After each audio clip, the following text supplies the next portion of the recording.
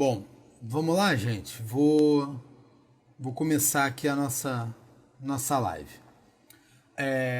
Primeiro de tudo, uma boa noite a todos. Caso vocês não estejam me escutando bem ou que trave, só informar pelos comentários. Caso alguém queira fazer alguma pergunta, tá? Eu peço por favor que utilize aqui a nossa caixinha de pergunta aqui embaixo, que é esse quadradinho com um ponto de interrogação aqui na base do celular de vocês, tá? Meu nome é Pedro Barcelos, eu sou sommelier e mestre em estilo de cerveja e dou aula na ABS desde 2015, tá? Toda a parte de cerveja da ABS, quem ministra as aulas sou eu, tanto no ciclo 3, né, no módulo 3, né, do curso dos profissionais, quanto em palestras e cursos como o Segredo da Cerveja para Enófilos e etc. Hoje, para nossa live de hoje, a gente vai juntar dois temas muito pedidos na live anterior. Eu não sei se todo mundo conseguiu ver a live anterior e etc, tá? Mas na primeira live a gente falou sobre escola belga. Só para relembrar um pouco as pessoas que estão entrando, existem 4 escolas cervejeiras, tá? Né, que são as principais escolas que guiam as diretrizes cervejeiras. Dentre elas a escola belga, a escola alemã, tá? A escola americana e a escola inglesa. A escola inglesa vai pegar todo o Reino Unido, né? A gente pode chamar ela de anglo-saxônica. Escola americana ali puxa um pouco para o Canadá. O Canadá se baseia muito nessa escola também. Escola alemã inclui República Tcheca, né? Inclui Áustria também. E a escola belga vai incluir a França. Algumas pessoas, inclusive, chamam ela de franco-belga. Na nossa aula de hoje, a gente vai falar um pouco sobre harmonização, tá? E a análise sensorial de cerveja.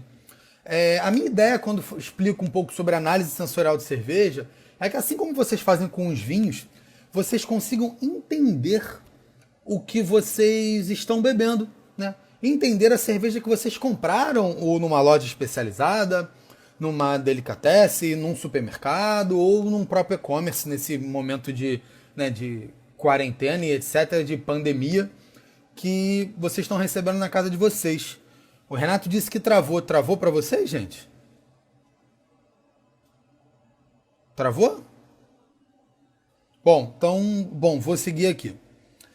A ideia da análise sensorial é que vocês consigam entender exatamente o que vocês estão bebendo ao comprar uma cerveja, tá?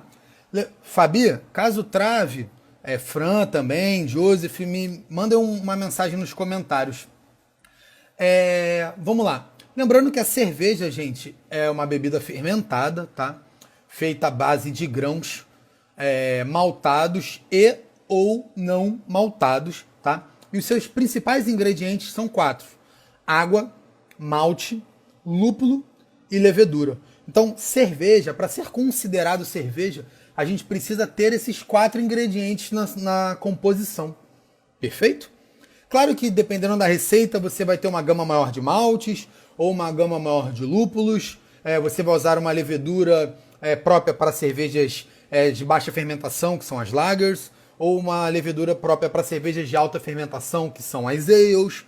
Você normalmente utiliza mais do que um malte, utiliza diversos maltes diferentes, entre maltes bases, que são os maltes mais claros, maltes pilsens, e maltes especiais. Podem ser maltes mais avermelhados, mais negros, mais chocolates e etc. Então, falando do assunto de análise sensorial de cerveja, eu sempre gosto de começar falando, antes da gente falar do líquido, tá? Começar falando da garrafa. Por quê? Porque assim como vocês fazem no vinho, a gente também faz na cerveja.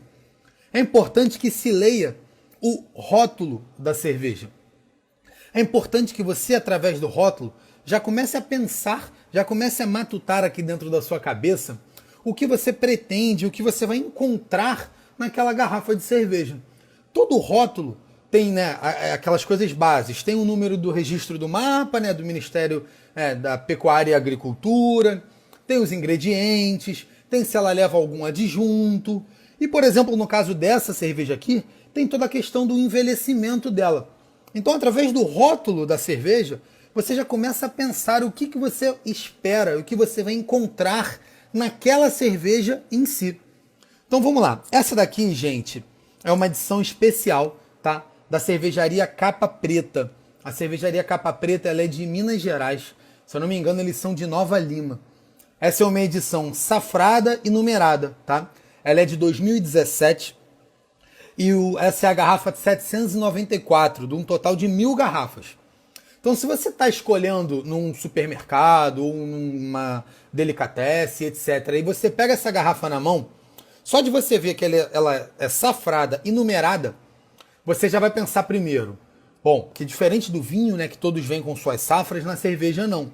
Você já vai pensar de cara, bom, essa é uma cerveja que está um pouquinho fora da curva de outras cervejas, digamos, mais comuns, ou de estilos mais comuns, né, de consumo mais diário. E aí você vai ler o contrarótulo dela. O que diz o contrarótulo dessa cerveja? Diz que ela é uma vintage ale, né? Que ela é uma cerveja envelhecida, né? E ela é uma barley wine. Barley wine, gente, eu escolhi por conta do estilo base dela. Barley wine é uma cerveja historicamente de escola inglesa, tá? Que foi criada por um mestre cervejeiro inglês durante o período da Guerra dos 100 Anos entre a Inglaterra e a França. A aristocracia inglesa, ela era responsável pelo local de maior consumo dos vinhos franceses fora da França. Portanto, quando a França parou de vender vinho para a Inglaterra, eles queriam uma cerveja complexa, uma cerveja potente, uma cerveja com teor alcoólico mais elevado, que tentasse remeter aos vinhos franceses. Por isso o nome Barley Wine, malte de vinho, tentando traduzir assim de uma forma mais literal ou até um pouco mais simples. Então a base dessa cerveja é uma Barley Wine. Ela tem 10% de teor alcoólico. Porém, eu disse para vocês que ela é uma vintage, ela é uma Old Aged. Se ela é uma Old Aged, ela passa por barrica.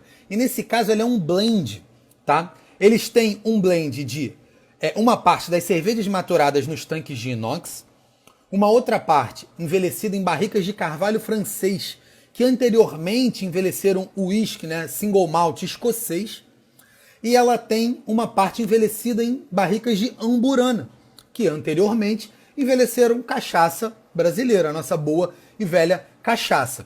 A cervejaria não informa a porcentagem dos blends, mas só de ler o rótulo antes de abrir a cerveja, você já pensa, bom, ela é uma cerveja com 10% de álcool, então ela é uma cerveja potente alcoolicamente. Ela é de um estilo que historicamente é um estilo com bastante corpo, um estilo potente, um estilo complexo, e passa por um blend, né, da cerveja fresca, sem maturação em barrica, e com duas partes com maturações diferentes. O carvalho francês, né, historicamente ele vai remeter um pouco a baunilha, caramelo, castanhas, ele vai ter uma pegada de especiarias, de pimenta. A amburana, muito comum, né, da cachaça e muito utilizada nas cervejarias brasileiras, é uma madeira que está entrando muito no gosto dos americanos. As cervejarias norte-americanas têm buscado bastante barricas de amburana. Vai trazer aquelas notas de canela, baunilha, né, todas provenientes ali da vanilina, também muito característica da amburana. Beber uma aguinha aqui. Como a Fabi disse, bem complexa. Exato, Fabi. Então, depois que você aprende a ler o rótulo da cerveja, para pensar no rótulo de uma Heineken. Tá lá, Heineken, American Premium Lager, 5% de teor alcoólico. Ingredientes, água, malte, lúpulo e levedura. Lendo esse rótulo da Heineken, você sabe que é uma cerveja com 5% de teor alcoólico, um estilo que é um estilo de corpo mais baixo, mais leve, mais refrescante, e puro malte. Por quê? Porque ela não leva cereais não maltados. Ela leva só os ingredientes bases, água, malte, lúpulo e levedura. Então, assim, se você para ler o rótulo, você já começa a sua análise sensorial ali. E você já começa a entender o que você está comprando. Como a Fabi disse, gente, é uma cerveja bem complexa. Como o GG Leitão disse também, ele adora capa preta, eu também adoro, sou fã. Tá? Eles têm um tap house deles ali no Leblon, eu não vou lembrar exatamente a rua, e tem uma loja no aeroporto também, se eu não me engano é no Santos Dumont. Se eu estiver enganado, vocês me corrijam, por favor. Então, logo após a gente analisar o rótulo, para tentar entender o que tem dentro da garrafa, a gente parte para a análise sensorial do líquido em si. Tá? Lembrando, né, da nossa live anterior, eu busquei uma taça que eu costumo chamar de taça coringa, tá? Vai ser um pouco mais bojuda, onde eu posso degustar diversos estilos de cerveja diferentes. Ó, entrou uma perguntinha aqui. Antes de eu falar da análise, deixa eu ver qual é a pergunta. Ó, gente, o Marcelo perguntou: o envelhecimento de cervejas são semelhantes aos do vinho? Mais ou menos, né? Você está envelhecendo duas bebidas fermentadas. Ponto. Né? O vinho vai ser um fermentado de uvas e a cerveja, como eu disse, uma bebida fermentada de grãos, né? De cereais. Porém, no envelhecimento do vinho, lembrando, gente, que eu não sou um especialista em vinho, você vai procurar lapidar e etc., equilibrar mais os taninos, a acidez. No envelhecimento da cerveja, a gente vai ter vai ocorrer, tá, reações diferentes. A madeira vai trazer bastante aroma, vai trazer bastante sabor, como traz no vinho. Porém, a gasificação dela, né, a carbonatação dela normalmente diminui um pouco. A cerveja normalmente fica mais licorosa. Se for uma cerveja muito amarga, ela vai diminuir um pouco o amargor dela vai sumir. A primeira coisa que desaparece, a primeira coisa sensorialmente falando, que desaparece no envelhecimento de cerveja é o amargor, tá? E a cerveja, a gente tem que tomar muito cuidado com as ações microbiológicas, né? Com o que se tem nas paredes do barril, porque ela pode contaminar de forma muito fácil. E não é isso que a gente pretende. Beleza? Sim, é um tema bem complexo, tá, Marcelo? Se você quiser, você pode me adicionar aí no Instagram e depois a gente conversa um pouco mais sobre isso. Mas falando de uma forma mais rápida, são parecidos, mas a cerveja vai caminhar um pouco para uma outra vertente. Essa semana, dando uma dica para vocês, eu assisti no canal do Science of Beer, que é uma escola cervejeira, no YouTube, um vídeo com a Aline Bortoleto, que ela é doutora da USP, especialista em barricas e envelhecimento de bebidas, tá? Ela é muito focada nos destilados, mas esse é uma aula de mais ou menos 2 horas de duração, que ela fala bastante sobre envelhecimento de cerveja em barricas de madeira, tá? E aí tem muita coisa parecida que você tem que pensar na madeira, em quanto tempo vai ficar naquela barrica e etc. Beleza? Espero que eu tenha respondido. Bom, vamos olhar aqui, ver se alguém botou uma pergunta nos comentários. Valeu, Aldo. Obrigado, cara. Bom, Jailson botou aqui: cor, aroma e sabor. É isso. É basicamente isso. A gente começa avaliando a cerveja sensorialmente como? Por aparência. Então você olha essa cerveja e você vai ver primeiro a cor. Como tudo na vida, né? A gente olha para um prato de comida, a primeira coisa é a aparência dele. E através da aparência, às vezes, a sua boca já enche d'água. A mesma coisa com a cerveja. Você vai começar analisando a cerveja sensorialmente pela aparência. Então essa cerveja aqui, ela é uma cerveja que ela tem uma coloração âmbar, tá? Ela vai ter uma coloração âmbar claro, puxando um pouco para o cobre, tá? Ela tem uma boa formação de espuma. Eu servi ela para mim, ela estava um pouco gelada demais, então eu servi uns 5, 8 minutinhos antes de eu abrir a live com vocês. Então ela teve uma boa formação de espuma. Você pode ver que essa espuma chega a estar marcando na minha taça, tá? Isso a gente chama de renda. Essa espuma criou uma renda. E aí a espuma assentou, e aí a persistência, ela tá até agora com essa linha de espuma em cima do líquido. E o porquê que a formação e a persistência da espuma é importante, gente? Porque a espuma, ela é responsável por manter aroma, manter sabor e manter temperatura do líquido. ele evita a oxidação do líquido. Então, às vezes, você está num bar, que vende um chopp Brahma mesmo, aí você vê alguém pedindo assim um chopp, me dá o meu sem colarinho, vem aquele copo só com a parte amarela da cerveja, só com líquido. Aquele chopp ele vai esquentar antes do chopp tirado da forma correta, com seus 2, 3 dedos de colarinho. Ele vai começar o processo de oxidação antes do chopp tirado da forma correta. Então, cerveja tem que ter espuma. Algumas cervejas, por padrão de estilo, espumam mais. Outras espumam menos, mas cerveja tem que ter espuma. Ponto. Você vê algumas pessoas falando, mas eles estão me roubando quando servem com espuma. Não, não estão. Até porque sai tudo, por exemplo, falando do chopp ou da garrafa, da mesma garrafa e do mesmo barril. Um barril de chopp não tem uma porcentagem de líquido e uma porcentagem de espuma. Uma garrafa não tem uma porcentagem de líquido e uma porcentagem de espuma. É tudo cerveja. Só que lembrando, cerveja é uma bebida carbonatada, fermentada e carbonatada. Ela tem gás. Então, quando você serve, o gás ajuda a formar a espuma. Então, espuma é importante. Então, analisamos a aparência falando de cor e falando de formação de espuma. Fabi brincou aqui dizendo que é chopp de amador. E se eu tomar o chopp rápido? Pepito, se você tomar o chopp rápido, é óbvio que ele vai esquentar, não vai esquentar.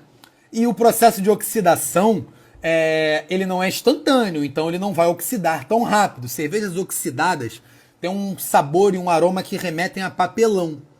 Só que não é a forma correta de se servir. A falta de espuma prejudica a sua percepção sensorial do líquido. Beleza? Vamos ver aqui mais algumas perguntinhas. Quanto mais escura, mais encorpada e amarga? Não necessariamente. Não necessariamente, Vinícius. Você tem cervejas escuras que são leves e não são amargas. Podem ser mais adocicadas. Pepito, tudo bem, não tem problema você gostar de chopp sem colarinho. Mas tenta fazer isso quando você for num bar. Pede um colarinho normal e um sem. E tenta analisar os dois quando você estiver bebendo. Busca a sua percepção própria, do seu palato, sobre a diferença do chopp com espuma e sem espuma. Gente, quem quiser usar a caixinha de pergunta aqui embaixo, fica à vontade. Temperatura ideal. E é comum envelhecer cervejas em madeira ou apenas as mais especiais? É comum, tá? Na Bélgica isso é muito comum.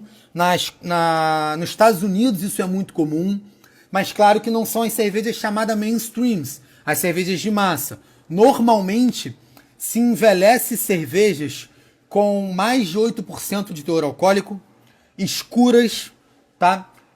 Que normalmente vão ter aromas que remetem mais a frutas passas, ameixas, chocolates. Normalmente se envelhece esse tipo de cerveja, mas nada contra envelhecer cervejas mais leves e menos complexas. Normalmente você envelhece cervejas mais complexas buscando aumentar essa complexidade durante o processo de maturação. Meire, Pepito, não tem problema gostar de chopp sem colarinho, gente. O paladar é muito individual, é de cada um. Eu só quis explicar o porquê da presença da espuma no copo, tá? Eu já falo sobre o copo de cristal, já respondi se é mais escura e mais encorpada. E vamos lá. Bom, partimos para a segunda parte da análise sensorial, que é aroma. Inicialmente, gente, você não gira a taça. Por quê? Alguns aromas são muito voláteis. E eles podem vir a volatilizar de forma rápida e você vai perder ele. Então, inicialmente, você só leva a taça até o nariz. Dê umas 3 respiradas curtas.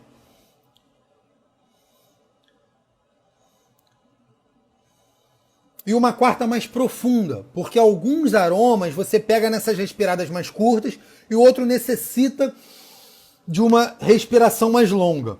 Essa cerveja ela vai ter um aroma que remete bastante a caramelo, tá? Bastante baunilha proveniente do envelhecimento em barrica do blend, castanhas, nuts, tá? E uma pegadinha assim de dulçor, uma coisa que pode vir a remeter a melaço, tá? Então, analisamos o aroma dela. Bastante madeira por conta do envelhecimento, a madeira está trazendo baunilha, trazendo caramelo, trazendo castanha, trazendo nuts, uma nota de canela suave. Eu confesso que esperava mais por conta do blend com uma parte da cerveja envelhecida em amburana.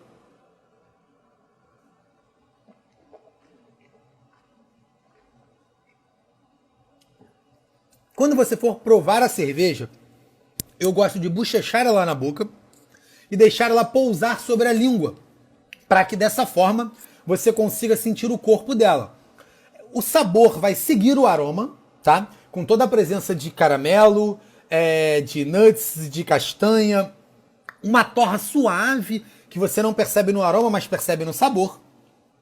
Tá? E um final que aquece levemente o peito e a garganta. Por quê? Porque ela tem 10% de teor alcoólico. Então é dessa forma que você analisa sensorialmente uma cerveja. Pensando em aparência, aroma, sabor e o final. O final na cerveja a gente chama de aftertaste. No caso dela, ela vai ter um aftertaste com um certo dulçor residual, tá? Com um leve dulçor residual e um aquecimento proveniente dos 10% de teor alcoólico que aquecem o peito. Então, analisamos sensorialmente nossa cerveja. Partimos agora para diretrizes de harmonização, pensando no que harmonizar com ela. Marcelo, a minha taça não é uma taça ISO, tá? Porém, a gente, para degustação de cerveja, também usa bastante as taças ISO. Na minha aula da ABS, a gente usa as taças ISO, as mesmas que vocês usam na degustação de vinho. Qual é o IBU? Para quem não sabe, gente, IBU é uma sigla, né? Que é International Bitter United. É uma sigla internacional para potência de amargor. Essa, normalmente, eles explicam no rótulo, falam no rótulo. Essa não fala quantos ela tem de IBU. E eu acredito que não fala por quê? Porque é uma cerveja que normalmente não tem um IBU muito intenso, não é uma cerveja muito amarga. Eu diria no sabor que ela tem um amargor baixo. Como posso harmonizar uma Dunkel ou uma Belgian Double? Vou falar de harmonização, a gente fala disso, Jailson. Copo de cristal é melhor? Olha, doutor Cláudio, se o senhor for médico, boa sorte aí durante essa pandemia. Espero que esteja tudo bem com o senhor aí, que esteja trabalhando da melhor forma. Copo de cristal é sempre melhor, né? Esse não é um copo de cristal, é um copo de vidro. O cristal, por ser mais fino e etc., vai ter um contato menor do seu lábio com a boca, então é sempre melhor. Eu vou fazer uma live só pra gente falar sobre copos. O Marcelo perguntou se era uma taça ISO. Não, não é, né? Como eu disse. É uma taça que lembra muito uma taça própria para degustação de cerveja, que é a Teuco. Taça ISO também é ótima para degustar cachaças. Paty, eu uso taça ISO para degustar tudo. Uísque, cachaça, rum, conhaque, gin. Numa degustação aqui em casa, com uma bebida nova que eu compro, eu sempre uso a taça ISO. Sempre. Eu uso essa taça aqui nas nossas lives, que é que eu normalmente bebo no dia a dia. Tirei uma foto para postar no Instagram depois e etc. É bom harmonizar cerveja com charuto? Sim.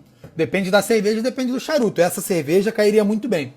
Já que vocês já começaram a falar de harmonização, vamos lá.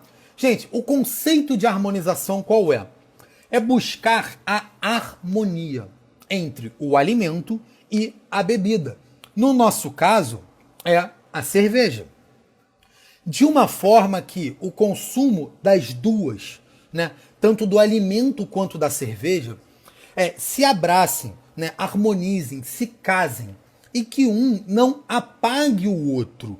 Então, quando você está harmonizando uma comida, uma entrada, uma sobremesa, sim, a gente harmoniza doces com cerveja, ou até mesmo um charuto, como vocês falaram, a ideia é que um elemento abrace o outro elemento, né? O charuto não pode sumir e a cerveja não pode sobressair a ele. Da mesma forma que a cerveja não pode sobressair o alimento e nem o alimento pode sobressair a cerveja.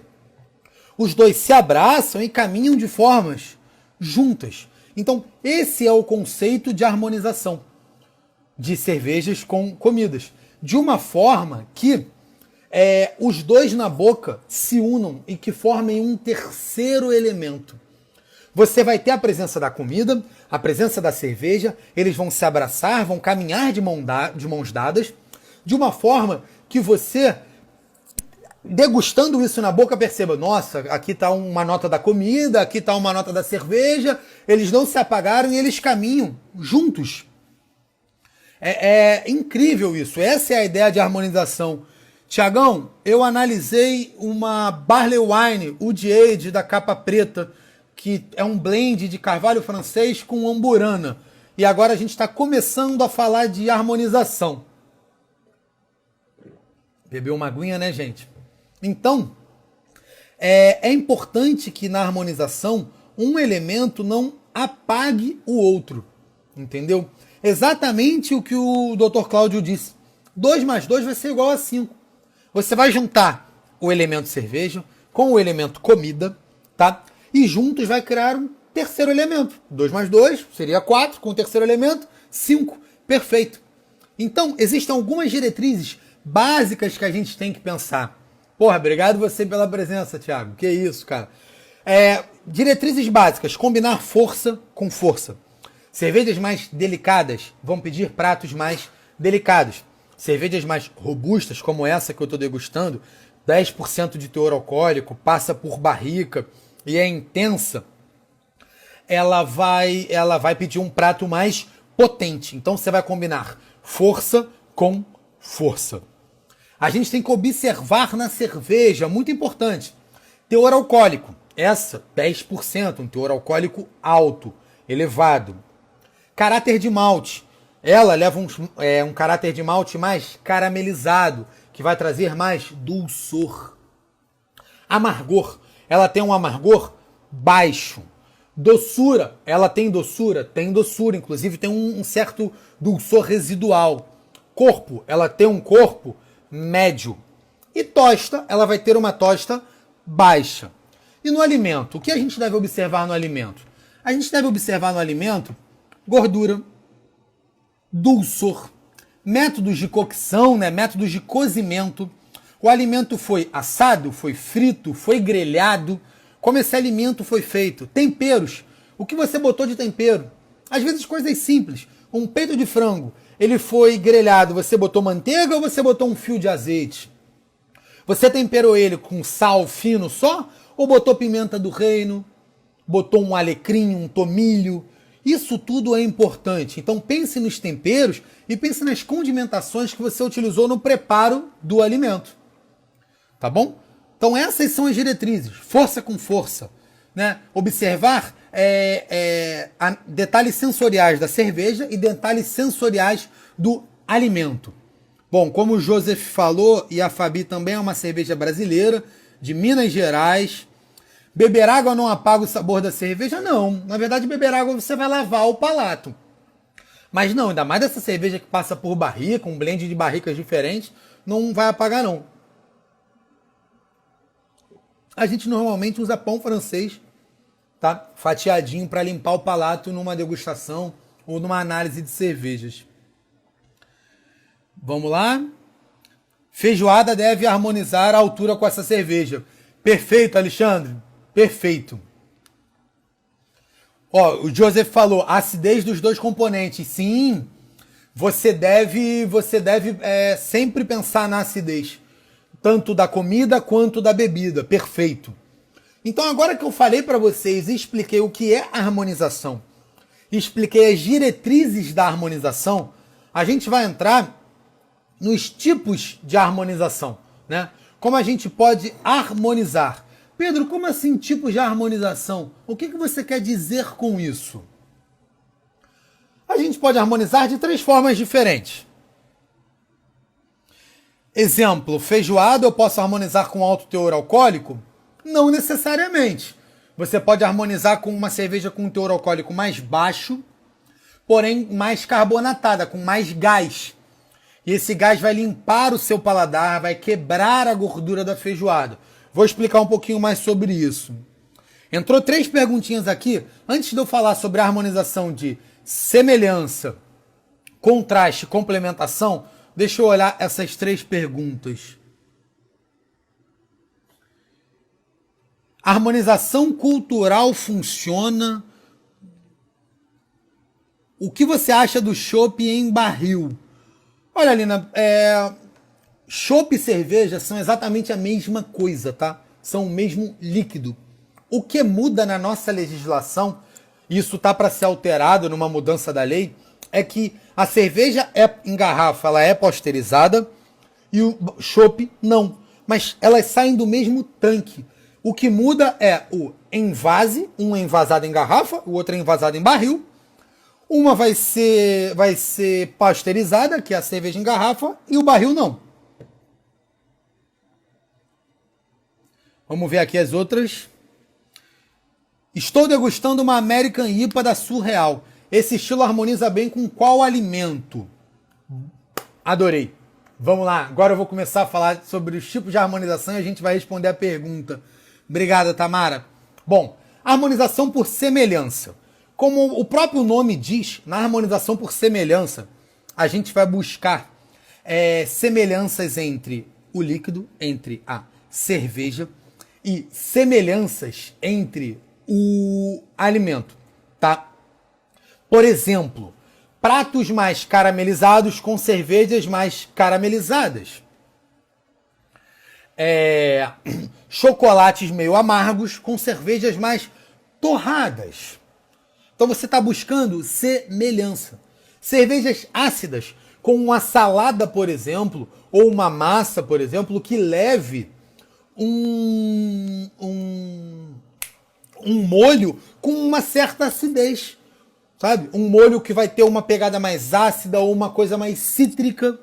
Então, na semelhança, como o próprio nome diz, na harmonização por semelhança, a gente vai buscar assemelhar aromas e sabores da cerveja com aromas e sabores do prato. Ponto. A harmonização por contraste. Na harmonização por contraste, nós vamos buscar contrastar, tá? Por exemplo, acidez com dulçor. Cervejas mais ácidas com alimentos mais doces.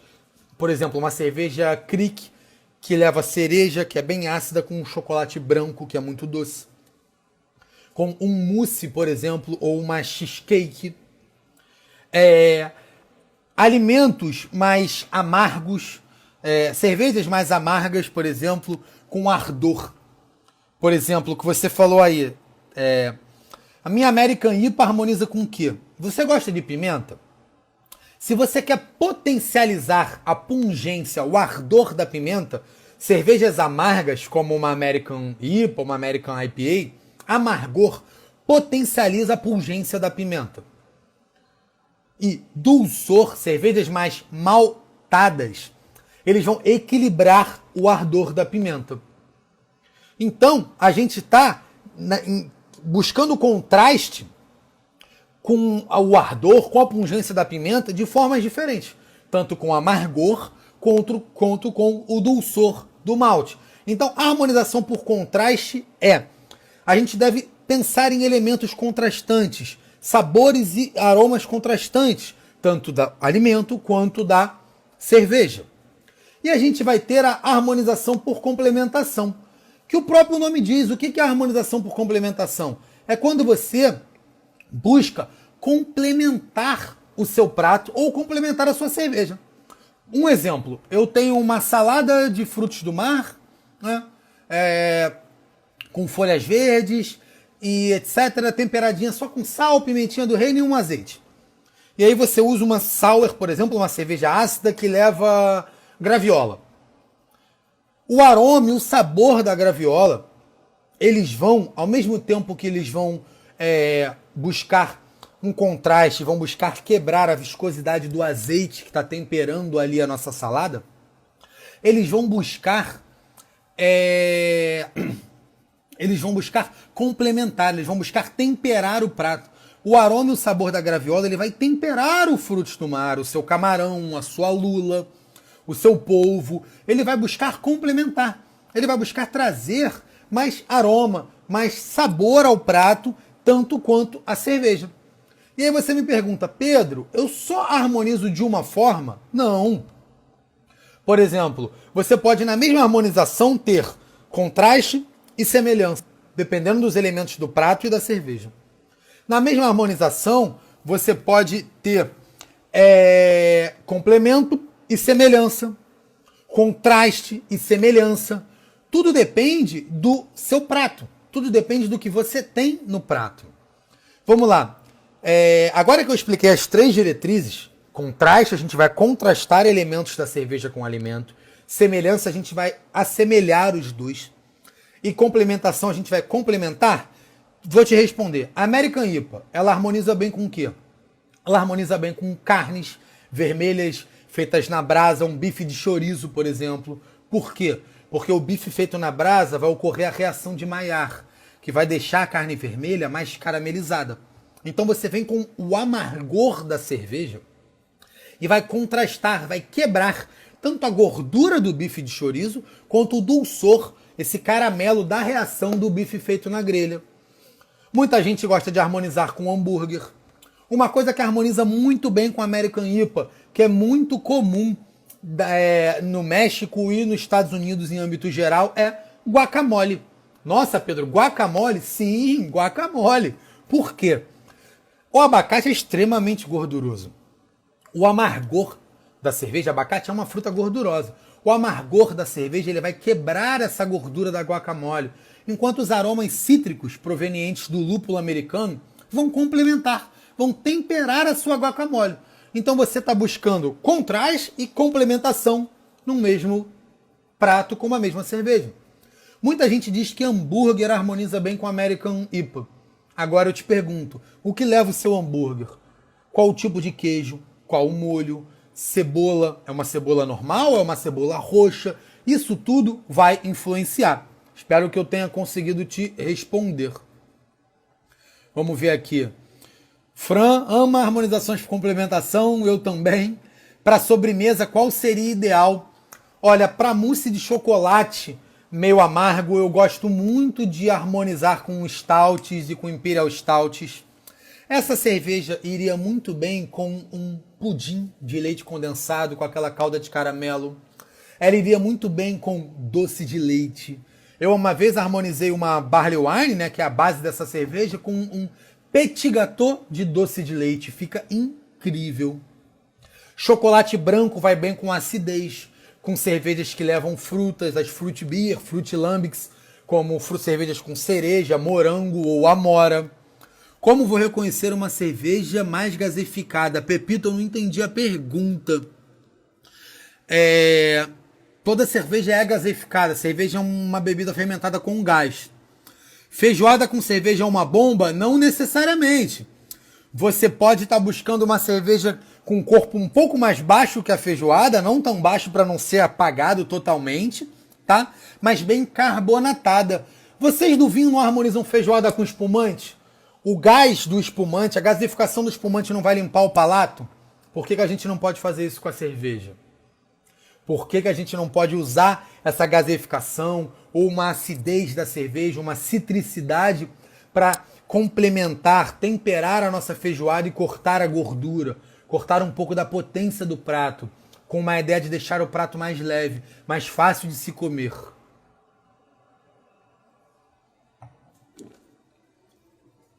Deixa eu ver mais alguma coisa. Acidez dos componentes, já respondi o Joseph. Entraram mais perguntas, vamos lá. Witbier harmoniza com o quê? Como ficam os alimentos frios? Marquinho, um abraço, querido. Tudo bom?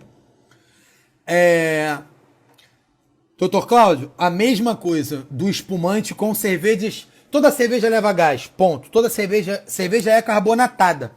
Algumas cervejas são mais carbonatadas, têm mais gás, por padrão de estilo. Portanto, elas vão ter uma presença maior desse gás, você vai sentir uma picância maior na língua e vai limpar mais o seu palato, né? Vai limpar gordura, vai limpar qualquer resíduo do alimento. Então é isso aí. A Witbier harmoniza com o quê? Gente, para quem não sabe, Witbier é uma cerveja de escola belga. A base dela é trigo e ela leva, por padrão do estilo, sementes de coentro, tá? E leva casca de frutas cítricas. Eu gosto de harmonizar muito Witbier com saladas, tá? folhas verdes, frutos do mar. Eu gosto de harmonizar muito Witbier com frango grelhado, não assado, porque o frango assado a pele fica mais caramelizada. Então eu gosto de harmonizar com frango, com saladas em geral, pratos mais leves, com brusqueta, por exemplo. Essa semana eu postei no meu Instagram uma brusquetinha ali de tomates e tal, com um basilicão. A Witbier entraria muito bem ali, né? A citricidade ia quebrar um pouco o tomate, ia quebrar um pouquinho o condimento da semente de coentro, ia buscar semelhança com o basilicão, ia muito bem. A Fran falou aqui com feijoada, sim, perfeito, com feijoada. Witbier é bem carbonatada, tá? Cerveja de trigo normalmente tem mais gás, então a presença de gás vai limpar o paladar, vai limpar a gordura da feijoada. O coentro, feijão com coentro, clássico da Bahia. Semente de coentro é diferente do coentro em si, que a gente está acostumado na cozinha, mas vai complementar ali o sabor do feijão. E a citricidade vai remeter ao que da nossa feijoada? O gominho de laranja. Perfeito. Então, Witbier, cerveja leve, busca alimentos mais leves. Eu uma vez harmonizei Witbier com uma massa, tá? Ela era uma massinha simples, um talherem simples com um molhinho branco e um limão siciliano raspado por cima. Ficou uma delícia. Deixa eu ver aqui mais perguntas.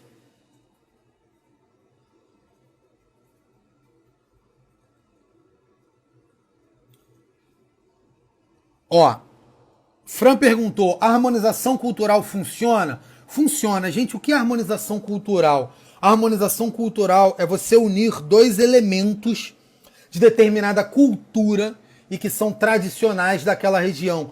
Por exemplo, ostras com stout. Ostra vai muito bem com Witbier, né? Citricidade, condimento. Agora, stout é uma cerveja escura e torrada.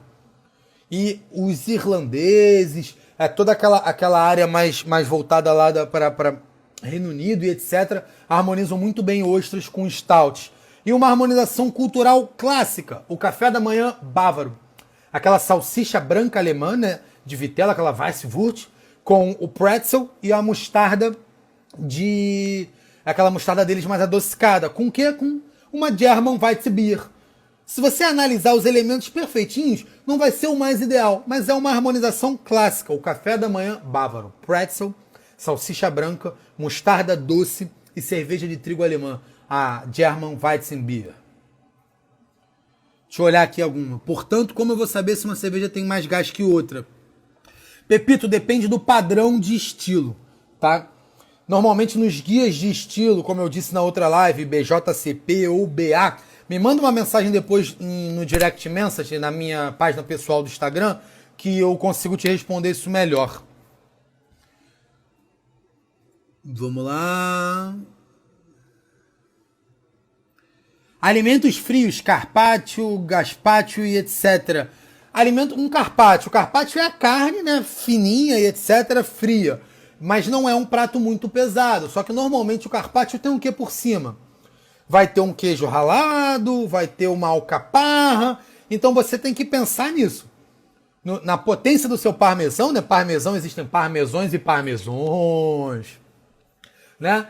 A alcaparra também é bem presente. Então eu iria num carpacciozinho, eu tentaria com uma saison belga por conta das suas especiarias, do seu final mais atenuado, mas eu tentaria também com uma American Pale Ale, sabia? Que vai ter uma carguinha de malte, vai ter bastante citricidade de lúpulo, aroma tropical de lúpulo para dar uma refrescância no carpaccio e um amargor para cortar o dulçor da carne, a gordura do carpaccio. Eu tentaria com uma APA, Marquinho.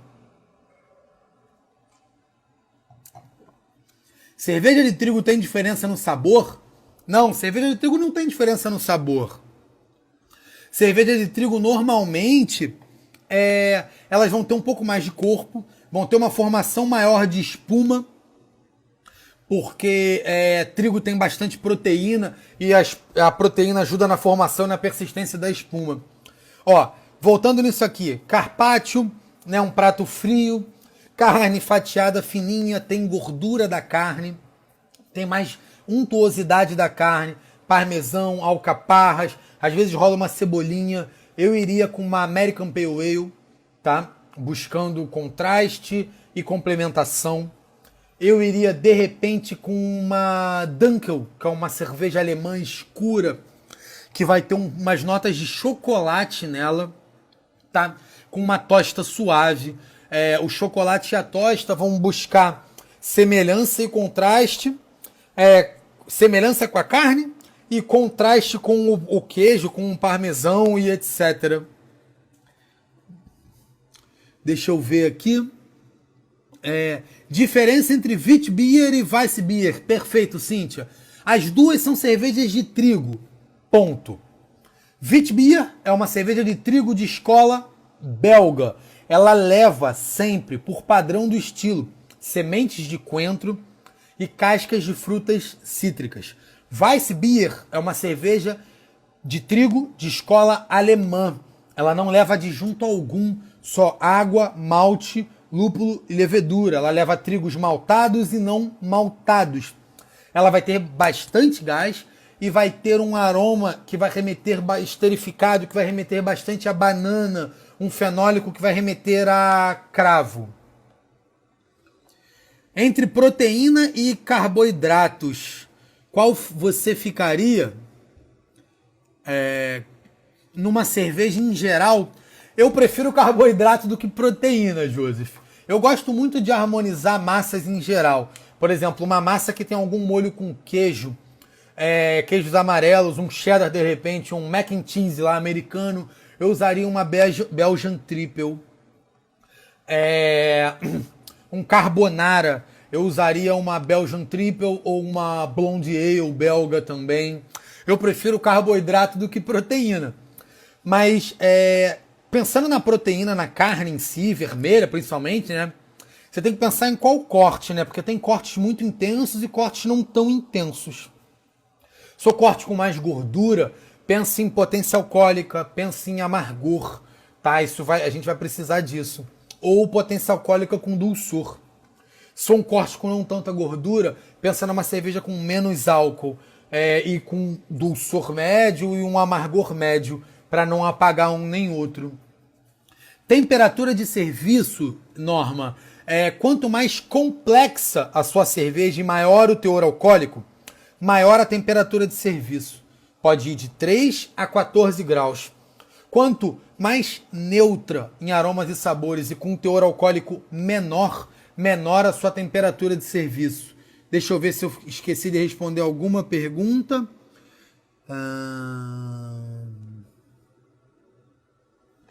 Gostei dessa. Indicaria algum estilo específico para harmonizar com queijo de ovelha pecorino que se aproxima do parmesão? Indicaria. Eu gosto muito de Saison belga. Saison é um grande coringa. Por quê? Porque a Saison ela é uma cerveja que tem bastante gaseificada, bastante carbonatação. Ela é uma cerveja que leva... normalmente tem aromas e sabores que remetem a especiarias, um pouco de frutas, mais frutas frescas, e com um final mais atenuado, mais seco. Então super combinaria com a potência do queijo. Sabe, um queijo de sabor intenso, você vai ter uma cerveja de sabor intenso, mas com bastante especiaria, uma nota de pimenta do reino, uma coisa que vai lembrar às vezes mofo, um final mais seco, mais atenuado, que ia quebrar um pouco da viscosidade e da potência do queijo. Deixa eu ver se faltei mais alguma perguntinha aqui de vocês. Não, respondi todas. Olha, tanto o Joseph quanto o Marcos Lima perguntaram de gazpacho. Gazpacho é complicado, né, gente? Porque você tem toda aquela presença do tomate, tem uma coisa de picles, tem uma nota de acidez, né? É bem gelado, tem viscosidade. Eu falaria, sabe, para harmonizarem com o quê? Com uma cerveja feita pela Three Monkeys daqui do Rio, que se chama gazpacho. A cerveja leva extrato de tomate e leva pepino em conserva, leva picles em conserva. Então você ia ter total semelhança da cerveja com o prato. Se não fosse essa cerveja, eu não sei se ela ainda está em fabricação, infelizmente. Eu adorei essa cerveja. Se não fosse essa cerveja, eu buscaria... vamos ver aqui. De repente eu buscaria uma... Vamos pensar. De repente eu buscaria uma Blonde Ale. Uma coisa que vai ter aroma frutado, um final mais seco, mais atenuado, um teor alcoólico de 6%, para tentar que essa pegada frutada temperasse um pouco o nosso gazpacho, ao mesmo tempo que o final mais atenuado, mais seco, quebraria a viscosidade e a acidez do tomate e do pepino, do picles. Qual é a degustação de cerveja que está na nossa programação pós-Covid? A próxima, Joseph, seria de cervejas envelhecidas em barrica de madeira e na sequência seria a harmonização de doces com cervejas.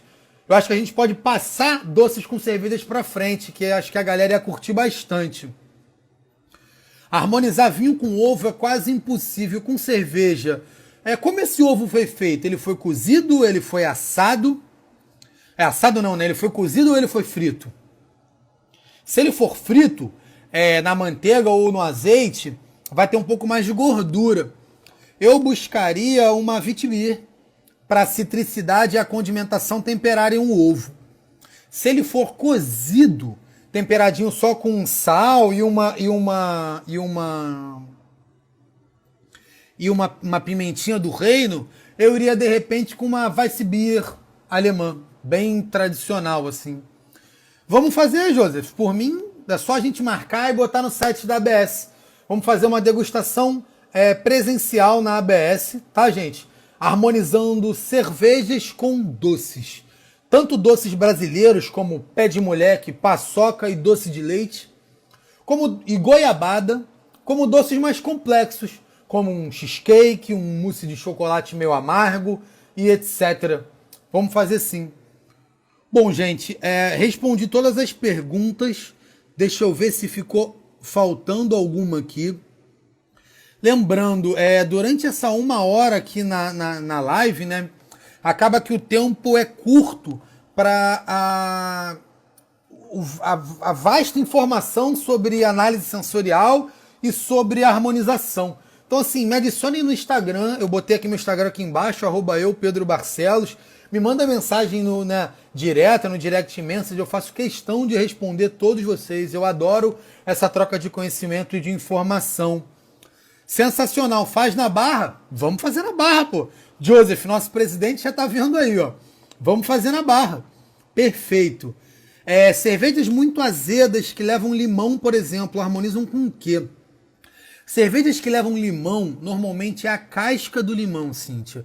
E não traz nenhum aroma azedo, traz citricidade, tá? E normalmente elas são cervejas mais leves, então vão harmonizar com pratos mais leves, com peixes, com proteínas de carne branca. Tá? Por mim a gente faz essa degustação de sobremesas com cervejas, né? Doces com cervejas, tanto na Barra quanto no Flamengo. Gente, eu tô adorando a interação de vocês com as minhas lives sobre cerveja. Eu vou conversar depois com o Joseph pra gente resgatar um curso antigo. Vou dar uma lapidada nele, dar uma acertada em algumas coisas que a gente fazia na ABS, tá? Além do nosso curso, né, do módulo 3, que a gente fala de diversas bebidas, cerveja, uísque, cachaça, charutos, azeites, sem falar de vinho também. Acho que é muito legal para vocês. Entrou uma última pergunta aqui, são 8:55, a gente já vai ter que encerrar.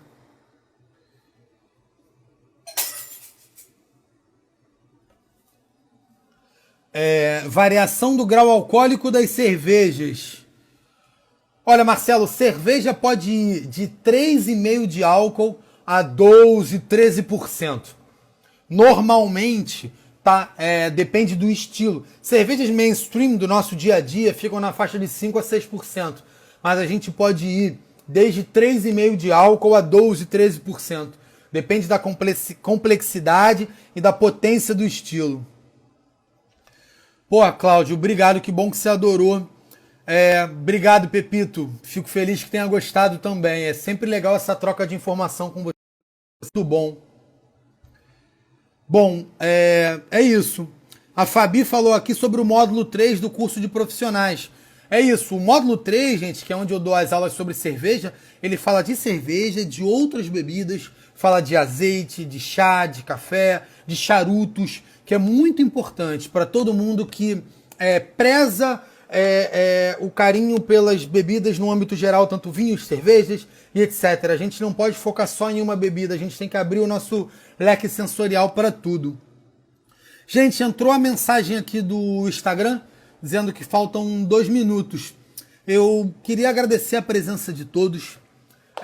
Espero que vocês tenham curtido tanto quanto eu. Poxa, obrigado, Samara. Fico feliz que você tenha gostado. A minha dica sobre cerveja é: provem. Sempre que vocês forem ao mercado para comprar um vinho ou comprar uma comida para sua casa, passa na parte de cervejas artesanais, de cervejas especiais e compra uma garrafa, 2 garrafas e anotem. Olha, cerveja de nome tal, estilo tal. Gostei, não gostei. Isso é importante para vocês. E vocês vão criando o paladar de vocês sobre cerveja, tá? Qualquer dúvida, me sigam no Instagram, me mandem mensagem, eu respondo vocês sem problema algum. Uma boa noite, se cuidem, saúde para todos e lavem as mãos. Já já a gente volta a se encontrar nas salas de aula da ABS e da vida. Gente, beijo a todos, tá? A gente vai cair aqui, faltam 20 segundos. Leiam essas mensagens. Joseph falando sobre o nosso módulo 3. Obrigado a todo mundo que gostou da live, tá? Obrigado mesmo. Gente, um beijo a todos. Boa noite. Bom final de noite aí.